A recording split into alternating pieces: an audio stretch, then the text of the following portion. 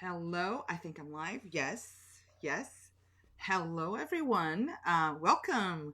So, first, let me just make sure that I am really live and that I can see myself because I am using a different. I'm not using Facebook Live directly because I want to show you some.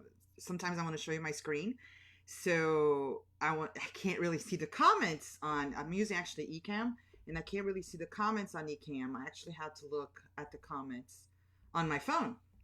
So okay, so it seems like okay. Hey, hi Halima, I see you. Um, let's see here. I see Louise and Randy. Hi, welcome. Thank you for joining me. This is fun. Okay, so, all right. So today, let me see who else.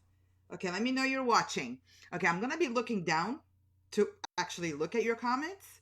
Actually, you know what? It's showing up on my screen now. That's awesome. That's awesome. So it seems like Ecamm is not working. That's cool. Okay, so today I wanted to share with you some pro tips on how to make your website look like it was like gorgeous, look like it was actually done by a pro, right? A designer. So I have 12 tips overall, but I don't want to just go through all of them at once because it's a lot. And like I said, it's like I don't want to, I'm sure you don't want to drink from a fire hose. So today we're going to do three main tips, okay? And I'm going to be sharing a couple of examples on my screen and how I do things. So hang on with me. This is the first time I'm actually doing the direct to camera and then flipping to my screen. So just hang on with me. Okay, so first thing is the first tip. Oh, there you go. See Cheryl. Hi Cheryl, you're there. Welcome. That's nice. You're all joining me today. Okay, so I'm gonna try to make this not too long because I really just want to show you these three tips. Okay, so let's start with the first one. Okay, this is kind of cool. All right, so the first one, the first tip that I have for you is choose 2 to 3 base colors for your website. Okay, so why is that? The reason why you want to do that is because unless you're literally a preschool or something related to kids that kind of use more colors, I would stick with just 2 or 3 colors, just 2 or 3 base colors from your palette on your website. On your, not just on your website, but let's just stick with that. I want to show you how I actually do that with a color palette that sometimes my clients come in with a color palette and sometimes I create the color palette for them. And most of the time we have like, I don't know, maybe 5 or 6 colors on your color palette, it doesn't really mean you have to use all 5 of them on your website.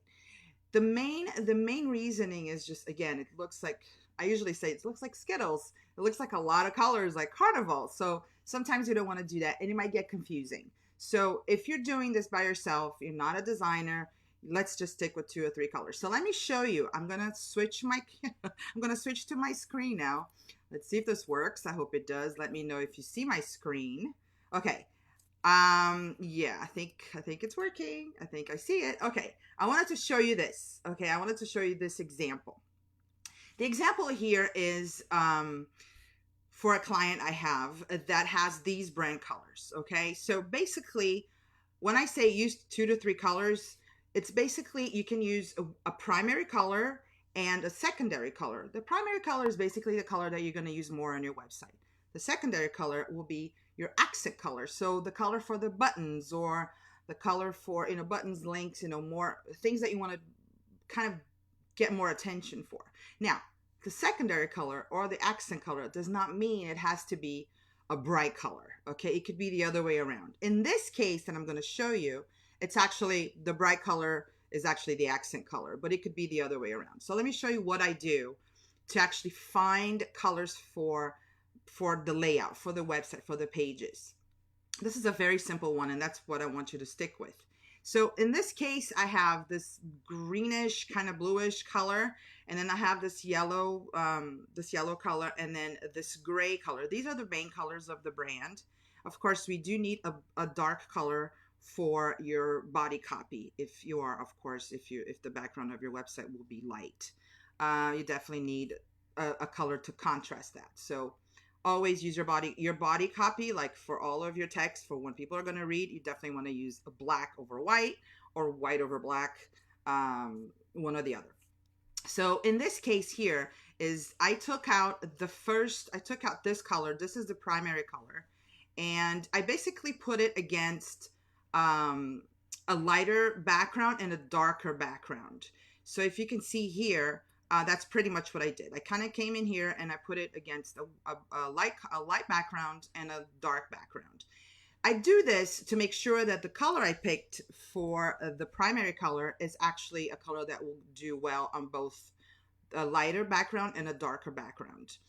Then after I do that, I kind of go in and I decide on a very, very low contrast color to go on this lighter background. And the same thing for the darker background. So in this case here, since we do have this grayish color here as their third color, I ended up using gray, but it could be in any other color if you're, it really depends on your personality and on your brand. So in this case, it's gray. So this is a very, very light contrast color, and this is a very, very light contrast color for the dark background.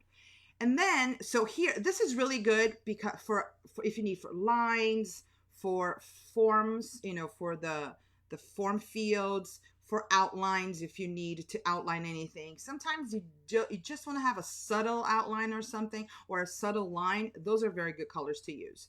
And then I did the same thing for a dark color. I went ahead and I used a very contrasty color towards the white background. In this case, this is not a white background. This is basically an almost off-white background. I did this because if I made this completely white, which I'm gonna do right now, just remove this here so I can see my color.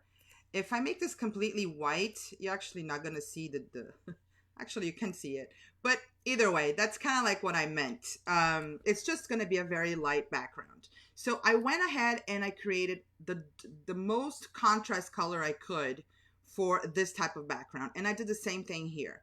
In this case, it's white. It doesn't have to be completely white, but in this case here it is. And in this case here, it's not completely black, it's just very dark. And then I went ahead and I did the same thing I did here, I did for this one. I went ahead and I took out some of the dark, some of the black from that color, and in this one, some of the white for that color, to actually make it just a subtle difference between this one and this one. So basically, again, you can play around with this. I'm using Canva, and if you like Canva, if you like Photoshop, you can use either one. This is just a study that I do, and you can move around, you can move things around, you can play around with colors. But this is where I like to say it's nice to plan ahead. I'm more of a let's plan this ahead kind of girl. So I love planning, so that's what I do with colors. Okay. Let me see if you have any questions. See, I don't. Let me see here. Okay, you made it. Oh, we'll see it. Okay. 65% transparent, right? Okay, in this case here, it doesn't have to be 65% transparent, Randy. It can. In this case here, I used literally 10% transparency on this one, and on here I used 90%. And I'm going to show, actually, this is an interesting question because I can actually show you this. What ends up happening is this color and this color are basically the same. And this color and this color are also basically the same. So you don't end up with like 100 million shades of gray. Let's just leave that for the movie. And let's just stick with a couple of shades of gray. In this case, it's gray. Again, it doesn't have to be gray. It could be another color. So let's say I do the same thing and I don't want to use any gray, but I actually want to use my main color. So I can go ahead and just do with this color, and the same thing here with this color. So if you can see a very, very light version of this green, guys, I'm going to call it green. If you think it's blue, it's fine because it's really like in between. So this is a very light color of the green, and this is a very dark color of the green. Again, it's transparent, but it ends up being a color. Same thing here. You could do the same thing here. You can actually pick another color. You can pick something like this color, for example, and just go a tiny bit lighter. It's just so you have a wide variety of shades and tints for you to use within your page. Because what happens sometimes is, especially if you're, if you're not, if you're not really into, if you're not a designer, let's put it this way, especially if you kind of get confused with colors because you have so many to choose, and then you end up with a palette with 5 or 6 colors, and then you think you can use, or you should use, all 6 of them in on your page, which is not true. You can actually just stick with, that's my tip, it's just stick with 2 or 3 colors from your palette. Stick with the primary color, stick with the secondary color. And now your primary, you could have 2 primary colors, or you can have 2 secondary colors. That's an option that you can do, or you can just have 2. Like I said, you can just have 1 and 2 colors, and then of course make sure you have your dark color, like your blacks. I'll say blacks. You don't have to use pure black. You can just use a very, very dark, even from the same color. So for example, I'm thinking now, so for example, if this wasn't this is actually black, just a lighter black. But if this is a dark color, let's say if I decided this is the color I like and I want to stick with this color, but now I want a very dark version of it, I could just pretty much go in and just go very dark. It's the same color, it's just a very dark version of it, and that will be the color for everything that for all my body copy, for everything that I do. You just want to make sure there's a lot of contrast between your foreground and your background colors, especially for readability. Okay, let's move on. Let me know if you have any questions. I see here. Who else is joining us? Genia. Hi, Genia. Welcome. Okay, so let me go back here. This is interesting. I'm going back and forth. Okay, so second tip. Oh, before that, I go with the base colors. I wanted to show you this. If you want to read more about colors, I do have a blog post about it. It's like a full-blown how to choose your colors for your website. It's for about 4,000 words. It's long, but it's almost like a little mini course for you to choose your colors. So you can go ahead and go to that link and you can read more about it. Okay. So now, second tip, let's go for that one. Use 2 to 3 fonts overall. I see websites that have a lot of fonts, or like a lot of different styles and sizes, and we want to stick with just 2 to 3 fonts. And I actually want to show you an example. I think visually an example would be the best thing to do. So let's go back to my screen. Okay, so this one, okay, moving on from the colors. This is what I want to show you. Cheryl says you should write a book. It would be great. Oh, thank you, Cheryl. Yeah, maybe I could write a book one day. I just really need to find some time. Anyway, okay, so this is I wanted to show you these examples of fonts, of combinations of fonts. When I say stick with 2 to 3 fonts overall, it doesn't, I would say 3 fonts is tops. You don't want to go beyond that. But you can actually just use 2 types of fonts and just play with it being a lighter version of the font, a bolder version of the font, italic. That's also something different. So it doesn't mean you have to go ahead and and look for 3 fonts, or even 2 fonts. Some people just use 1 font and just play around with the weight and the italics of the font. The other thing I wanted to mention is, if you do have 2 to 3 fonts, and depending on your style, again, it all depends on your style, you can actually pick I hate to say this, a 4th font. Let's stick with 3, but a 4th font that's like an accent font. And usually the accent font is more like a script font or a block font, something that you see very rarely on your page. You don't see a lot. Sometimes it's just a signature font. Sometimes you see it as a hello or as a welcome. You can actually see that on my website. Let me actually show you that example that I just thought about. I have that. I do have that. I use 2 fonts plus this 3rd accent font, and it's this one here, right here, where I have welcome. That's my accent font, but I just use 3 fonts. I use this one. This is a different font.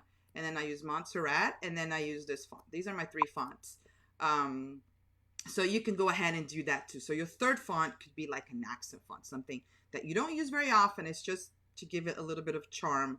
Like I use it for my signature here too. So you can use it as a little bit of a charm. Anyway, so I want to show you these examples. So here in this case, there are two fonts here. This one is this is all from Canva. Okay, I didn't bring in any different font or anything different. This is all, I just grabbed it from Canva, so you can actually look, and you can, if you do have access to Canva, you can do the same thing. So this is Didact Gothic, and this one is, oh my god, that's a hard one. Oranienbaum. Okay, yeah, weird font names. But anyway, so this is basically what I mean. So when you think about fonts and you think about your website as a whole, you want to think about headlines, subheadlines, your my computer just went ping, in your body copy and your body font. Okay, so let's say you pick a font for your headlines, and you pick a font for your subheadlines, and you pick a font for your body copy. You want to stick with that. Now the trick here, and let me this is important. The trick here is to plan ahead. Surprise, surprise. Plan ahead. Go to Canva again, make sure, like, type in a headline from your website, type in a subheadline from your website, type in your body or whatever, some kind of a paragraph from your copy, and just play around with the fonts and see how they look. Figure out how you like them to look. I mean, how actually you want them to look, and then stick with that. So if your headline is going to be, I don't know, like 32 points, make sure every single headline on your website is the same size, the same font, the same size, the same weight. You want to use that constantly. Consistency is important as well. Okay, so here you have a combination of three different fonts. The headline, the singles party, that's a headline. Celebrate Valentine at Pubs and Joe's, that's a subheadline. And this is kind of I'll call it like a body font. Book your table reservations now. Two different fonts, but actually this one is Open Sans and this one is Open Sans. The difference, this is bold, this is not. So there you go. This is a nice little trick. You can just use two fonts and play around with the weight. Same thing here. This one is just one font. This is Montserrat. This one is Classic. And this one is, actually this one, yeah, they're both Classic. Look at that. Because it's smaller, it looks lighter. This one should not be Classic. That's interesting. Look at that. I thought that they're both the same. So maybe because of the size, it looks smaller. Or maybe, oh no, this one has bold. That's why it's got bold. All right, so again, that's kind of like what I wanted to say. You can use just one font and just play around with the weight. Same thing here. This one is I like this one because it shows how you can also use italics. So headline, subheadline, body copy. Two different fonts. These are the same.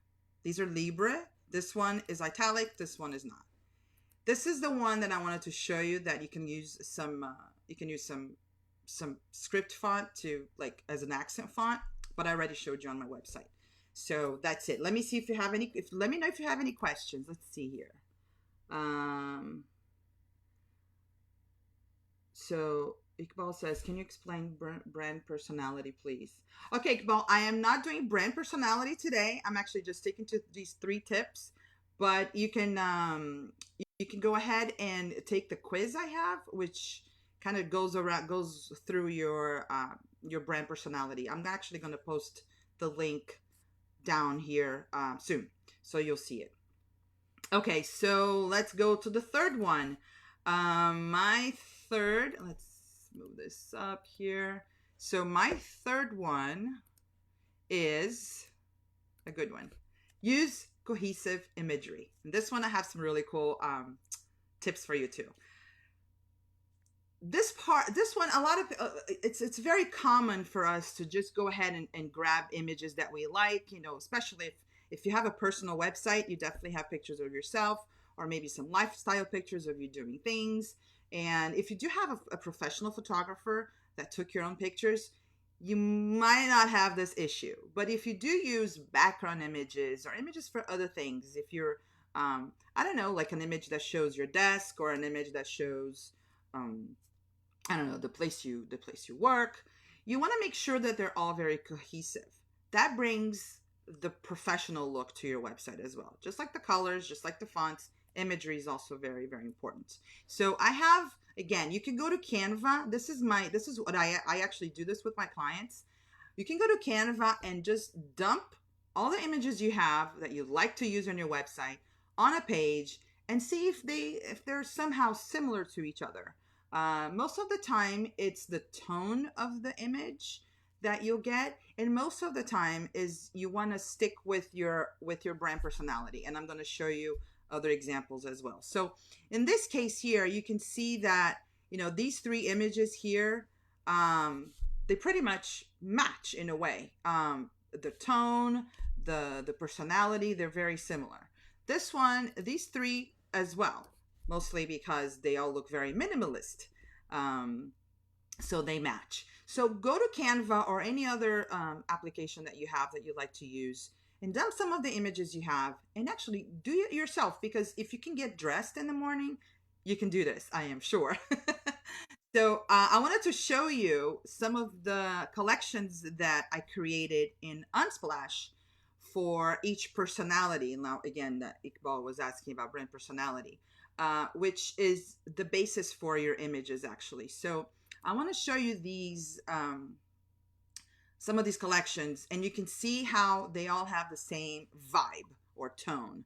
So the problem, if you do use images that have different tones, that actually throws the eye off a little bit. So for example, if you're using a very minimalist picture that's black and white, and then you throw in something super vintagey, or that has a different filter to it, it's almost like they don't go together at all. So that throws the eye off, and it doesn't look very professional. It doesn't make it overall look your page to it doesn't make your page look professionally overall. So I wanted to show you this real quick. These are some what I call organic. I mean, you can give it another name, but that's what I'm calling it. That's what I call it. So these images are somehow very similar to each other. Some of them are actually, you can find different ones. I can actually post a link to these collections later on the comments, because I don't have that with me. But you also have access to them if you do take my quiz, which I'll provide the link later. So this is organic. So as you can see, they all have somewhat of a theme to them, or a tone. Same thing in this case. This is my serene collection. This is your, if you're more of a serene kind of person. Now it's interesting to know that some of these also overlap. So it doesn't mean that one image is just one style. Okay, so they do overlap. So in this case, this is the serene collection I have that I put together.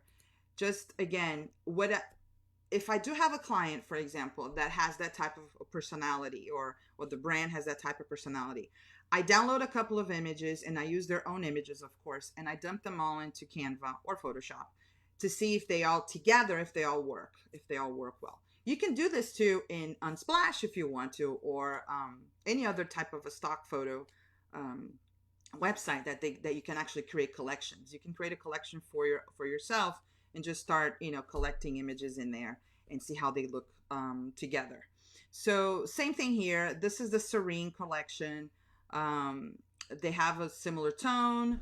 Now let's go on to the minimalist. Same thing. They're very minimalistic.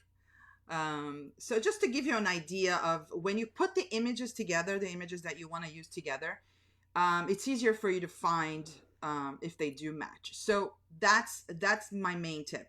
So anyway, so this is the Luxe collection, which is very luxurious style of images. Let me load more pictures here so you can see a little bit more. And then I have the feminine collection, which is very, very feminine. I think the title pretty much gives it away. Same thing. The best way to do this is to put the images together like I did here, and see how they look.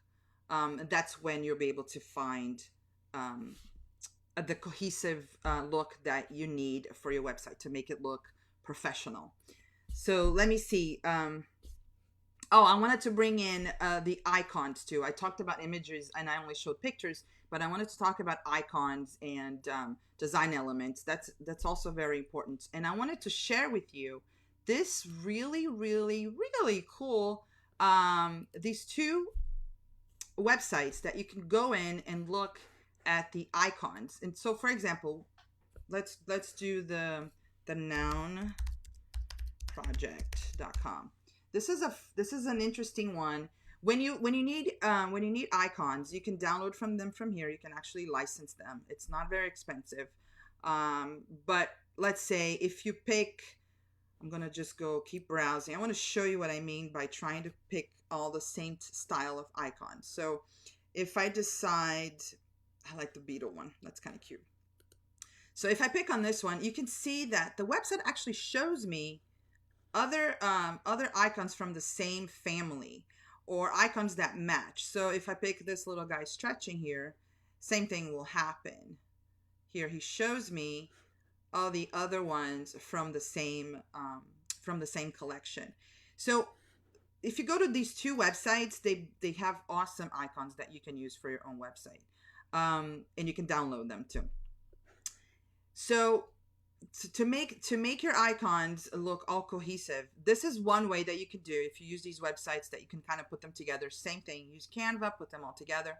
But what I'm trying to say is, if your icons have a thin line, for example, if they're all outlined like this little guy here, actually I'm talking and I'm not showing my desktop. Okay, there you go. I am so sorry. I can't see anything. You're right. Did I just talk about all of my collections without showing them to you? Oh my gosh. Okay. So there you go. I'm going to talk again. I'm going to go really fast. Collections. Oh, I can't believe I did that. I am so sorry. All right. So organic collections. I talked about the organic collection that I wanted to talk about.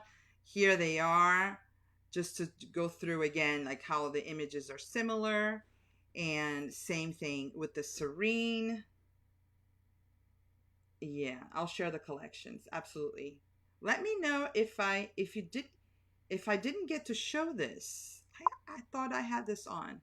See, I told you I would like just forget about this, about switching my screen. But anyway, so these are the collections, and I showed you because I wanted to show you the tone and how they look alike in a way, how they're all very cohesive. This one is minimalist. And Cheryl says, can you share the collection, please? Yes, I will do that. I will post this later. So this is minimalist. This is Luxe. This is my Luxe collection. You can see how they all have a similar vibe, a similar tone. So you want to stick with that for your website. This is the feminine collection. Same thing. Same vibe, same tone. And then I have vintage too. This is a cool one. Vintage is really funny because vintage really depends on where you were born, where in the spectrum of time you were born. Because from some people, 70s are vintage. They're not for me, but they are from some people. And so you can say, oh, I'm very vintagey, and meanwhile you're thinking last century, and some people are thinking 70s. So my vintage collection actually has a broad range of decades here, but the tone is the same. So that's what I kind of wanted to share. This is the vibrant collection. Like I said before, some of these images actually overlap. I can share them later, no problem. And okay, I'm going to go back to the icons that I wanted to show you. So the icons, did I have? Okay, I have the link there. So this is the noun project. And I see that I also have it right in front of my face. Okay, that's why I should be looking at all of these screens at once, and I'm not. Okay, so this is why I was talking about how your images need to be cohesive. So if you're using icons, for example, so let's say you use this lady here. Let's say it's kind of I want to say yoga, but you know what? Let's do a search for yoga. Let's see what they show here. Okay, this is what I want to tell you. So if you're gonna do if you're gonna use icons, you definitely don't want to use this type of icon, which is outlined, with this type of icon, which is filled. It's like it's color fill. It's not outlined. That makes it not look professional, mostly because they don't match.